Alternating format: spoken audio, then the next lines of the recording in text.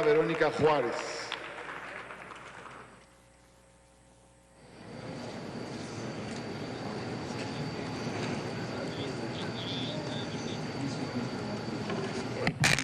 Gracias, presidente. Con el permiso de todas y de todos, el PRD se suma, por supuesto, a que podamos ir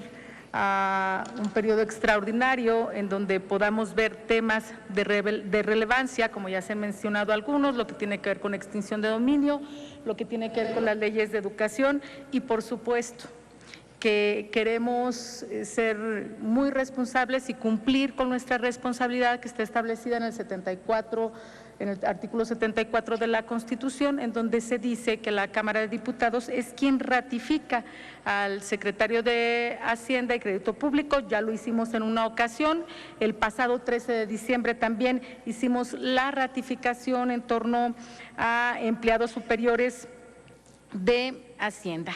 De otra forma, nos parece que sería insostenible mantener a un encargado del despacho que, aunque tenga todas las cartas credenciales y que en eso coincidimos, requerimos tener un secretario y sobre todo ante la inminente fase de la elaboración del paquete económico del 2020 que llegará a la Cámara de Diputados el próximo 8 de septiembre. Pero bueno, en este contexto, ¿por qué es por lo que vamos? Pues porque nos cimbró una carta que se ha multicitado en esta sesión. Una carta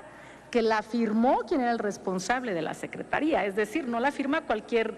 personaje, la firma alguien que tiene responsabilidades muy específicas. Y me parece que cuando se habla de conflicto de interés, de definiciones equivocadas, de personal carente de experiencia, de intromisión, no habla de coordinación, habla de intromisión de algunos otros funcionarios del gobierno federal, nos debería de preocupar su dicho, tan solo porque está establecido una carta que firma quién era el secretario de Hacienda y Crédito Público. Eso nos debe de preocupar a todo el Congreso. Más allá de que si hacemos interpretaciones, no hacemos interpretaciones, que si la oposición está inventando, perdón, quien lo firmó es alguien que pertenecía a la Cuarta Transformación y que seguramente pues no renuncia porque le está yendo muy bien. A nosotros nos parece que la renuncia de quien era secretario de Hacienda es un reflejo de que las cosas no van bien y que se insiste aquí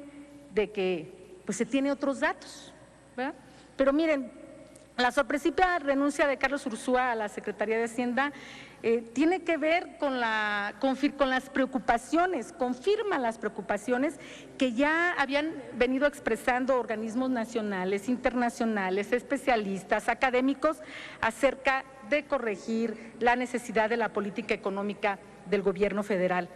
Los errores que se han cometido y el afán del presidente de centralizar, imponer decisiones y recortar presupuestos en áreas estratégicas han provocado despidos, deteriorado están los servicios públicos, provocando desconfianza en los inversionistas y empresarios, generando incremento en la deuda, el falta de crecimiento, inversión y desempleo, y afecta pues todo esto a todas las mexicanas y los mexicanos.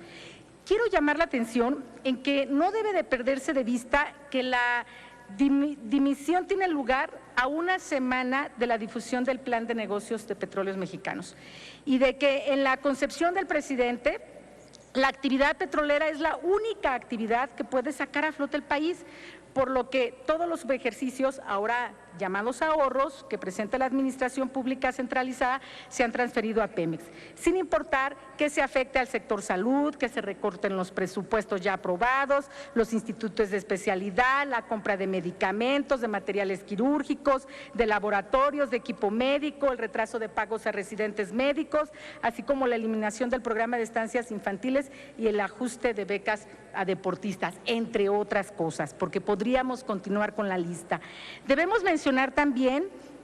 la cancelación de obras como el nuevo aeropuerto de la Ciudad de México, que seguiremos pagando por concepto de los bonos emitidos para su construcción por 20 años más, la cancelación de obras en el transporte como el Metrobús en Coahuila, que con una consulta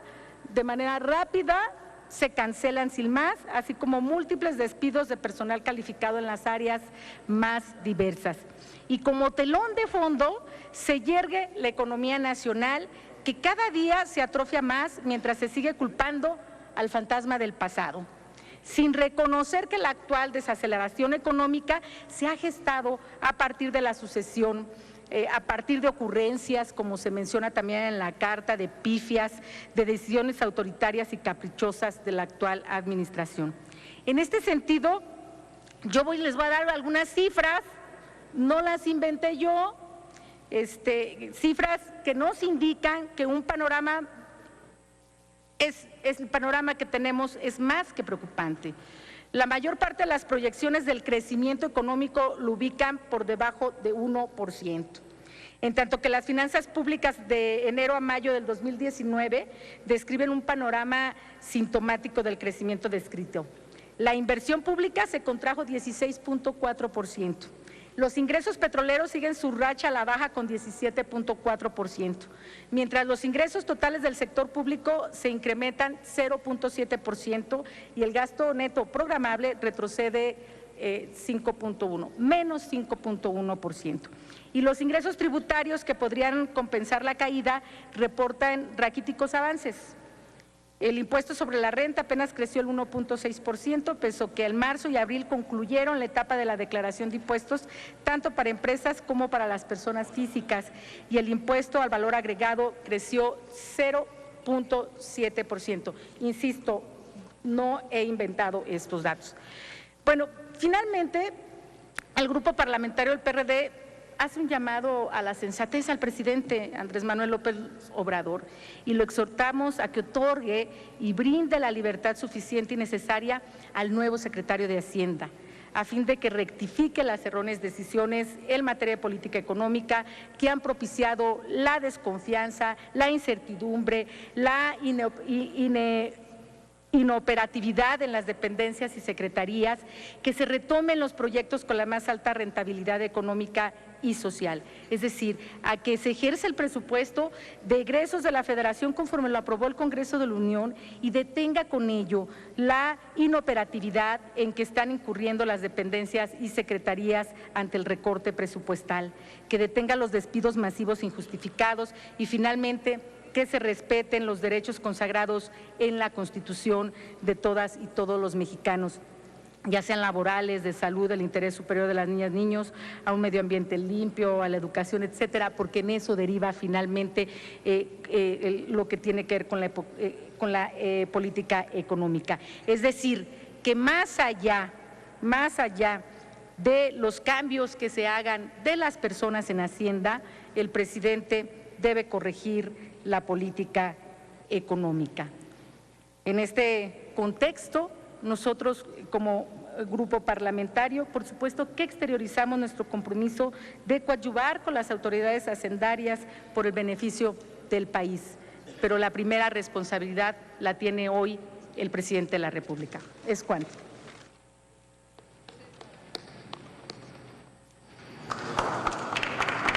Tiene la palabra el senador